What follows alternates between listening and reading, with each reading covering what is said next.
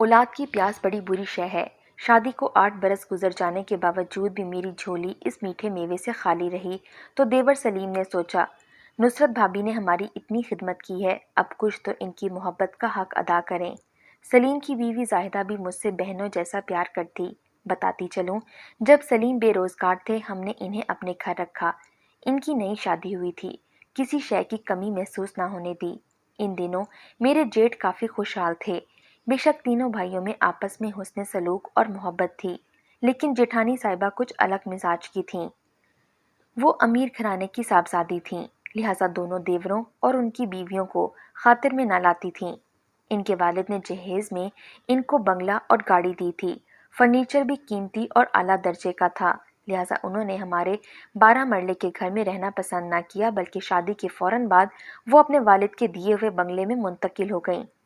سسرالی خاندان سے کنارہ کشی کی حد تک دوری اختیار کر لی اور محض خاص مواقع پر ہی واجبی سا میل جول رکھتی تھیں۔ خدا کا شکر کہ میرے شوہر اور ان کے چھوٹے بھائی میں محبت کا رشتہ مضبوط سے مضبوط تر ہوتا گیا۔ زاہدہ پڑھی لکھی تعلیم یافتہ خاتون تھی، وہ میرا ادب کرتی اور میں بھی اس کے ساتھ بڑوں جیسی شفقت سے پیش آتی تھی۔ ہمارے ساس سسر وفات پا گئے تھے، ہمارا گھر ہی اب سلیم بھائی اور ان کی بیوی کے لیے اصل سسرالی گھر تھا۔ یہ لوگ شادی کے بعد تقریباً 8 برس ہمارے ساتھ رہے۔ سلیم بھائی کو اس دوران قلیل تنخواہ پر چھوٹی موٹی ملازمتیں ملتی رہیں، جس سے ان کا گزارا مشکل تھا، لہٰذا میرے شوہر نے کہا کہ کھانا پینا ایک جگہ رہے گا اور کچن کے اخراجات میں خود برداشت کروں گا۔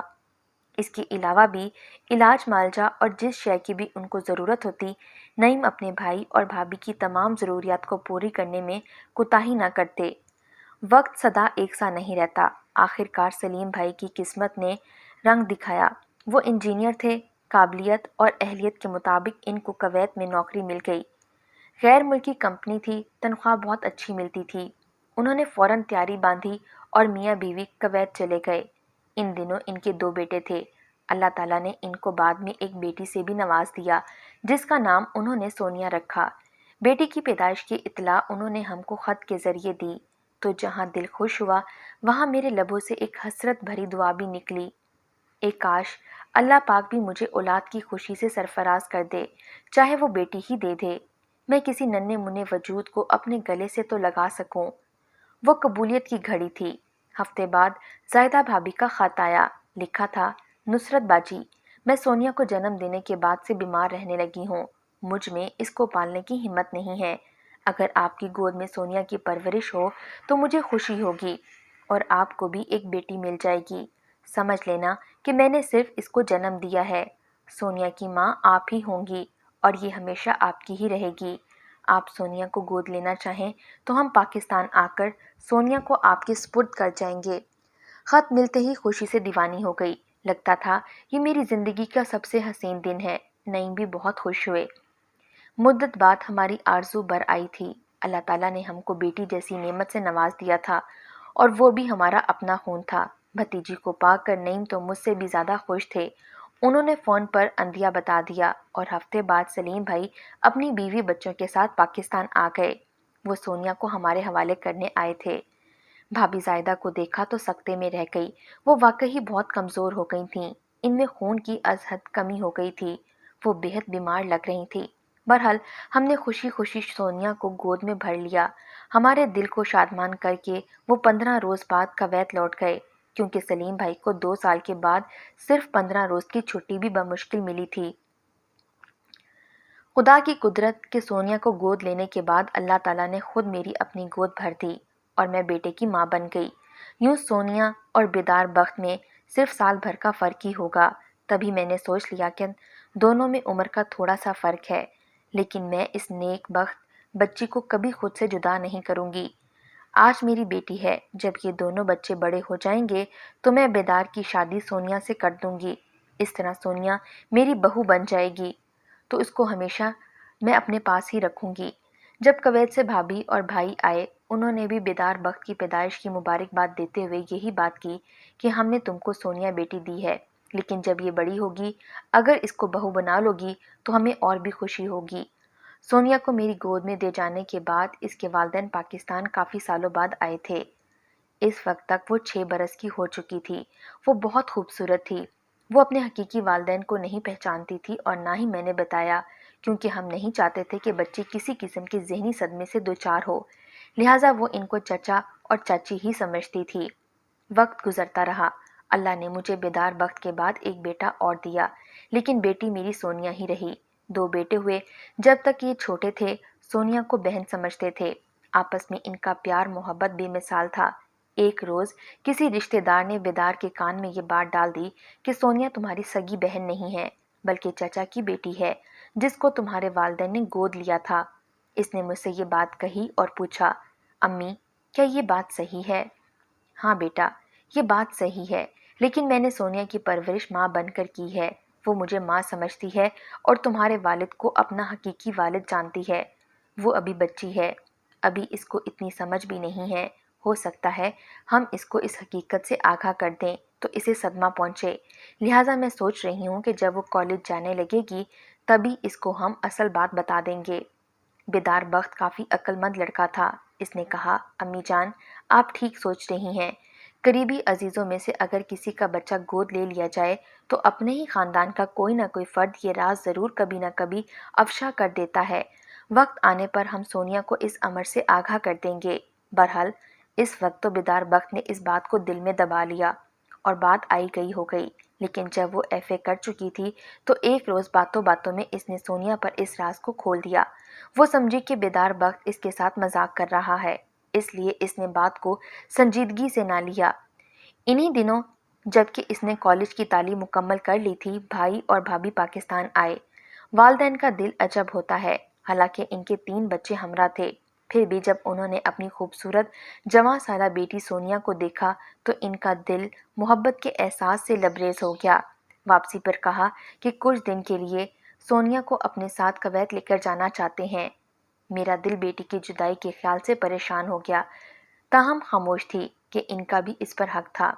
मैं और नईम खामोश थे, मगर सोनिया ने जब हमारे उदास चेहरों को देखा तो इसने कुवैत जाने से साफ इनकार कर दिया। बोली, मैं तो अपने अम्मी अब्बू को छोड़कर कहीं नहीं जाऊंगी। इस वक्त हमारे जेठ और जेठानी भी हमारे घर आए हुए थे। उन्होंने इस बात को बुरा महसूस किया और कहा, सोनिया बेटी, तुम कुवैत चली जाओ, क्योंकि सलीम भाई और इनकी बीवी का तुम पर ज़्यादा हक है। बच्ची भला इनकी ये जुमानी बात कहाँ समझती थी। कहने लगी, चाचा चाची से मिल ली, अब बस, ज़रूरी नहीं कि कुवैत जाऊं। मुझे कुवैत जाने का कोई शौक नहीं है। सलीम भाई अपनी फैमिली को लेकर चले गए, लेकिन मेरे जेठ के दिल में सोनिया की ये बात गदास हो गई कि सगे माँ बाप को इसने अहमियत ना दी थी, जबकि वो ये हकीकत जानती ही नहीं थी कि इसके सगे माँ बाप सलीम और जायदा हैं। इस दिन से बड़े भाई के दिल में हमारे खिलाफ ऐसी खुंदक पड़ गई कि अब इनको किसी पल चैन न आता था। कई बार मुझसे और मेरे शौहर से कह गए, लड़की पर क्यों तुम लोगों ने खामख्वाह कब्जा जमा रखा है, जबकि अल्लाह ताला ने तुमको औलाद भी दे दी है। इनकी लड़की इनको वापस कर दो। बिल आखिर तंग आकर मेरे शौहर ने अपने बड़े भाई से कह दिया, मैं ये राज सब पर खोलने वाला हूँ और सोनिया पर भी, क्योंकि सलीम भाई चाहते हैं कि सोनिया की शादी बेदार बख्त से हो। हमने सोनिया को पाला था तो वो अब हमारी बहू बनकर हमेशा के लिए हमारे पास रहेगी। कुछ दिन गुजरे, सलीम भाई का खत आ गया। उन्होंने लिखा था कि भाभी से कहो कि सोनिया को ताया के घर जाने दिया जाए। आप लोगों ने तो इस पर ऐसे पाबंदियां लगा रखी हैं कि वो बेचारी कहीं आ जा भी नहीं सकती, रिश्तेदारों से भी नहीं मिल सकती। ये ठीक नहीं, इसको करीबी रिश्तेदारों से भी मिलने दिया जाए। अभी हम खत का मफहूम समझ ना पाए थे कि एक रोज़ बाद इसके ताया जान फिर आ गए। कहने लगे, सोनिया जैसे तुम्हारी भतीजी है वैसी मेरी भी है, तो मियाँ बीवी आखिर इसको मेरे घर रहने क्यों नहीं देते। आज मैं बच्ची को लेने आया हूँ, अब ये 1 हफ्ता मेरे घर ही रहेगी। सोनिया इनके घर जाने पर राजी ना थी, लेकिन नईम और मैंने इसे समझा बुझाकर इसके ताया के साथ भेज दिया। हफ्ते बाद हम इसे लेने गए तो अंजुम भाई ने सोनिया को हमारे साथ भेजने से इनकार कर दिया। कहा कि अब ये मेरे घर ही रहेगी और मैं ही इसकी तालीम खुद मुकम्मल करवाऊंगा, ये आप लोगों के घर नहीं जाएगी। इस पर सोनिया रोने लगी तो वो इसे वापस भेजने पर मजबूर हो गए, लेकिन उन्होंने अपने दिल में हमसे पुरखाश रख ली। हमको भी अंदाज़ा हो गया कि ये मियाँ बीवी सलीम भाई की दौलत की वजह से इनकी बेटी से अपने बेटे का रिश्ता करना चाहते हैं, क्योंकि काफ़ी अरसा कुवैत में मुलाजमत करने के बाद अब सलीम ने काफ़ी रुपया कमा लिया था। میرے شوہر نے کہا کہ اب وقت آ گیا ہے کہ ہم سارے خاندان میں اعلان کر دیں کہ سونیا اور بیدار بخت آپس میں بہن بھائی نہیں بلکہ کزن ہیں اور ہم ان کی شادی کر رہے ہیں۔ اپنے تایا تائی سے سونیا بھی جان چکی تھی کہ وہ ہماری حقیقی بیٹی نہیں بلکہ لے پالک ہے۔ اس کے اصل ماں باپ زاہدہ اور سلیم ہیں، تاہم اس نے اس سچ کی کڑواہٹ کو بھی حوصلے سے نگل لیا کیونکہ اس کو ہم سے پیار تھا۔ یہی نہیں، جب اسے علم ہوا کہ اس کی منگنی بیدار بخت سے کی جانے والی ہے تو اس نے خوشی خوشی اس رشتے پر رضامندی کا اظہار کر دیا۔ وہ ہر صورت اسی گھر میں رہنا چاہتی تھی جہاں اس کی پرورش ہوئی تھی۔ شمائی قسمت، انہی دنوں نعیم کو کاروبار میں گھاٹا ہو گیا۔ وہ بہت پریشان تھے۔ انہوں نے سلیم بھائی کو خط لکھا کہ مجھ کو کویت بلوا لو تاکہ میری مالی حالت دوبارہ سنبھل جائے۔ انہوں نے جواب دیا کہ فکر نہ کریں، جلد یہاں آپ کے لیے کوئی سبیل نکال لوں گا۔ بدقسمتی سے کسی طرح اس بات کا علم انجم بھائی کو ہو گیا۔ وہ سمجھے کہ نعیم کو سلیم اس وجہ سے کویت بلوا رہا ہے کہ اس کو اپنا سرمایہ دے کر بزنس پارٹنر بنا لے۔ انہوں نے فوراً سلیم کو خط لکھا، خبردار، تم نعیم کو مت بلوانا، اسے تم جانتے نہیں ہو، وہ تم کو وہاں نوکری سے نکلوا کر رہے گا۔ اگر تم نے میری بات نہ مانی تو عمر بھر کے لیے تم سے ناتا توڑ لوں گا۔ بیچارہ چھوٹا بھائی بڑے بھائی کے احترام کی وجہ سے خاموش ہو گیا۔ اس نے نعیم کو لکھا کہ فی الحال آپ کو کویت بلوانا ممکن نہیں، کچھ رقم بھجوا دیتا ہوں تاکہ اپنے کاروبار کو سہارا دے کر آپ آگے بڑھ سکیں، لیکن اس امر کا ذکر ہرگز بڑے بھائی صاحب سے نہ کرنا۔ حالات کو بھانپتے ہوئے نعیم نے برادری کے کچھ بزرگوں کو جمع کیا اور کہا کہ چونکہ سونیا کو ہم نے سلیم بھائی سے گود لیا تھا، لہٰذا اب میں سلیم اور زاہدہ کی رضامندی سے اس کی منگنی اپنے بیٹے بیدار بخت سے کرنے کا ارادہ رکھتا ہوں۔ چاہتا ہوں کہ آپ لوگ کوئی مناسب دن مقرر کریں تاکہ ہم اسی روز ان کی منگنی کر دیں۔ بڑے بھائی انجم کو اس وجہ سے شامل نہیں کیا کیونکہ وہ اس رشتے کے ہونے میں رکاوٹ ڈالیں گے۔ بزرگوں نے کہا کہ بھلا ہمیں اس نیک کام میں کیا اعتراض ہو سکتا ہے، آپ خود اپنے بچوں کے لیے رشتے ناطے کریں، ہم کو مدعو کریں گے، ہماری شمولیت لازمی ہوگی۔ نعیم کا مقصد یہی تھا کہ وقت پر ہم اپنے بچوں کا رشتہ کریں تاکہ بعد میں انجم بھائی کوئی فساد نہ کھڑا کر دیں۔ انجم بھائی کو بہرحال اس امر کی اطلاع ہو گئی، مگر وہ اس وقت خاموش رہے۔ انہی دنوں نعیم کی مالی حالات مزید بگڑنے کی وجہ سے انہیں گاڑی فروخت کرنی پڑی تو سونیا کو کالج جانے میں دقت محسوس ہونے لگی۔ تبھی وہ بس پر جانے لگی۔ کچھ دن بعد میں نے بیدار سے کہا کہ سونیا کا کالج تو راستے میں پڑتا ہے، تم اپنے کالج جاتے ہوئے سونیا کو بھی لیتے جایا کرو اور اس کے کالج ڈراپ کر دیا کرو، واپسی پر لیتے آیا کرو، جب تک کہ تمہارے والد کوئی دوسری مناسب گاڑی نہیں لے لیتے۔ بیدار موٹر بائیک پر کالج جاتا تھا، لہٰذا وہ اب سونیا کو بھی صبح اپنے ساتھ بٹھا لیتا اور جب راستے میں گرلز کالج آتا اس کو گیٹ پر اتار کر خود آگے چلا جاتا۔ ایک روز کالج سے واپسی پر جب یہ دونوں موٹر بائیک پر گھر آ رہے تھے، انجم بھائی کے بڑے لڑکے سرفراز نے ان کو اکٹھے جاتے دیکھ لیا۔ اس نے گھر جا کر اپنے والد کو بتایا، میرے جیٹھ صاحب شام کو غصے سے بھرے ہمارے گھر آئے۔ سونیا اپنے کمرے میں بیٹھی پڑھ رہی تھی، اس کو بازو سے پکڑ کر اٹھا دیا اور بولے، چلو ابھی تم میرے ساتھ میرے گھر، تم کو کسی صورت اب ان بغیرتوں کے گھر رہنے نہیں دوں گا۔ بیدار جو تم کو موٹر سائیکل پر اڑائے پھرتا ہے، یہ آخر تمہارا کیا لگتا ہے؟ یا تو تمہارا بھائی ہو، اگر بھائی نہیں ہے تو پھر اس کے ساتھ اسے موٹر بائیک پر سیر سپاٹے کرنا کیا تم کو زیب دیتا ہے؟ سونیا گھبرا کر رونے لگی۔ اس نے کہا، تایا ابو، وہ مجھے کالج اس لیے چھوڑنے جاتا ہے کیونکہ ابو نے گاڑی بیچ دی ہے۔ گاڑی بیچتی ہے تو اس کا یہ مطلب نہیں کہ تم چچا زاد کے ساتھ گھومتی پھرو موٹر بائیک پر۔ وہ میرا چچا زاد ہی نہیں، منگیتر بھی ہے تایا ابو۔ بالآخر سونیا نے ہمت سے کام لیا۔ آپ چھوڑیے میرا بازو، میں نہیں جاؤں گی آپ کے ساتھ آپ کے گھر، میں یہیں رہوں گی۔ اس کا اتنا کہنا تھا کہ انجم بھائی نے اس کے منہ پر ایک زور کا تھپڑ جڑ دیا اور اس کو زبردستی ساتھ لے جانے لگے۔ اس پر سونیا نے چیخنا چلانا شروع کر دیا۔ میں کچن سے گھبرا کر نکلی اور جیٹ سے کہا، کیا ہو گیا ہے بھائی جان آپ کو، اور یہ آپ کیا کر رہے ہیں؟ کیا بیٹیوں کے ساتھ ایسا سلوک کرتے ہیں؟ سلیم بھائی اور زاہدہ نے سونیا کو میری گود میں دیا تھا، میں نے ماں بن کر اس کو پالا پوسا ہے۔ اس وقت سب کہاں تھے؟ تب آپ نے اعتراض کیوں نہیں کیا؟ اب جب کہ وہ اتنی بڑی اور سمجھدار ہو گئی ہے تو اس پر حق جتانے آ گئے ہیں۔ انجم بھائی لال پیلے ہو کر بولے، میں سب جانتا ہوں، تم لوگ سلیم کی دولت کے پیچھے دیوانے ہوئے جا رہے ہو، اس بیچاری ناسمجھ بچی کو بھی بے وقوف بنا رہے ہو اور اس کے ماں باپ کو بھی۔ میں اس کے ساتھ یہ ظلم نہیں ہونے دوں گا۔ اسی وقت نعیم بھی آ گئے، کہنے لگے بھائی جان آپ زیادتی کر رہے ہیں، بچی کے اپنے ساتھ لے جانے کا یہ کوئی مہذبانہ طریقہ نہیں ہے۔ اچھا تو پھر ٹھیک ہے، چند دن صبر کرو، میں مہذبانہ طریقے سے ہی لے کر جاؤں گا۔ یہ کہہ کر اس وقت تو وہ تنتناتے ہوئے چلے گئے، لیکن پھر انہوں نے کویت جا کر خدا جانے سلیم بھائی کو کیسی کیسی باتیں لگائیں کہ انہوں نے نعیم کو فون کر دیا کہ میری اجازت کے بغیر آپ میری بیٹی کا رشتہ طے نہیں کر سکتے۔ میں نے فیصلہ کیا ہے کہ سونیا کا رشتہ میں سرفراز سے کروں گا۔ بہت جلد میں چھٹی لے کر پاکستان آ رہا ہوں اور پھر رشتے ناطے کے فیصلے ہم بیٹھ کر کریں گے۔ سونیا اور بیدار بخت کو جب ہم نے یہ بتایا کہ وہ آپس میں کزن ہیں اور ہم ان کی شادی کر رہے ہیں، وہ ایک دوسرے کو چاہنے لگے تھے اور اس رشتے پر خوش تھے۔ تھوڑے دنوں بعد سونیا کے سالانہ پرچے ہونے والے تھے، تبھی وہ اپنی پڑھائی میں مصروف تھی کہ اچانک ایک دن پتہ چلا کہ سلیم بھائی اور زائدہ کویت سے پاکستان آ گئے ہیں اور وہ بڑے بھائی انجم صاحب کے گھر ٹھہرے ہوئے ہیں۔ نعیم نے فون کیا تو سلیم نے کہا کہ میری بیٹی کو آپ لوگ مجھ سے ملوانے یہاں بڑے بھائی کے گھر آ جائیے۔